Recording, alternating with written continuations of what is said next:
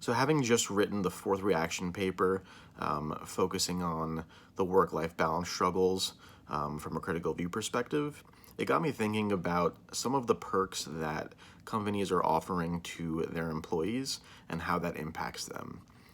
So I agree with the view that was presented by Hoffman and Cowan, basically saying that a lot of the companies right now are offering these perks in order to make the employees stay at work longer and kind of to keep them at work. So from a critical view perspective, this demonstrates how companies hold the power over the employees and some of the conflicts of interests that could occur by doing that. So what if all these perks like food, fitness centers, dry cleaning services, massage parlors, being provided by companies like Microsoft, Google, and Facebook actually work to attract some of the employees?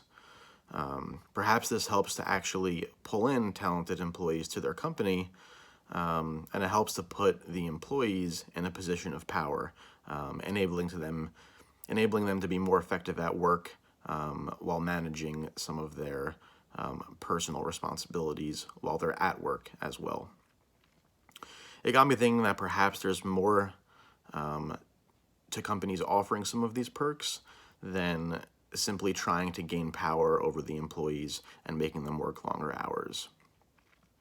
So perhaps some of these programs do actually help to distribute power from the employer to the employee.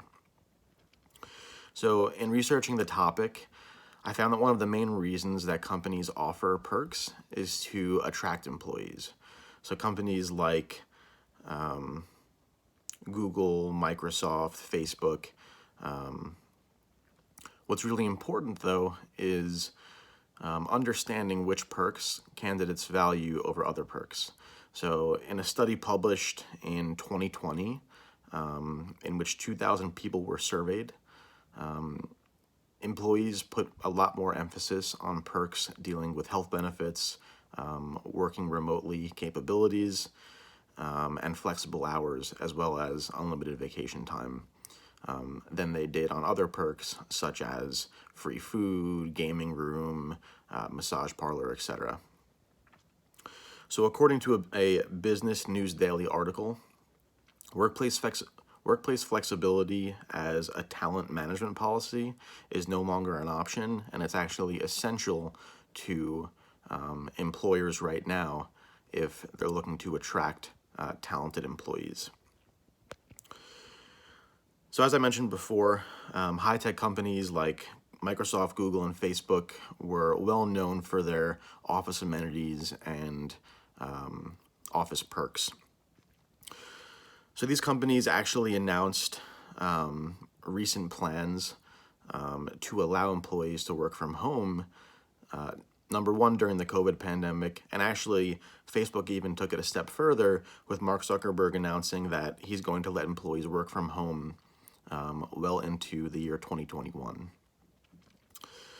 So Mark Zuckerberg is also predicting that by the end of the decade, over half of their 48,000 work staff will actually be working remotely. He thinks that that'll actually help broaden their recruitment, retain valuable employees, and diversify their workplace. So companies need to be mindful of the kinds of programs that they're offering employees if they want to attract and retain the top talent within their companies. So if the company now needs to be mindful of the perks that they're offering employees, in my mind, that would signal a shift from a critical perspective in terms of the power shifting from the company to the employee. Another thing is to keep in mind that the survey that I referenced took place in June 2020 during the COVID pandemic. So this also may signal a shift in employee priorities compared to a few years ago. More employees are now putting a lot more emphasis and focus on flexible hours to help them manage all the other responsibilities that they currently have during these unprecedented COVID-19 times. So again, this tells me that there's definitely a shift in power taking place. Only time will tell how organizational cultures evolve past the COVID environment, but one thing is for sure, and that's that organizational communication will be key to fostering effective team collaboration with more teams working remotely and putting a greater focus on employee well-being.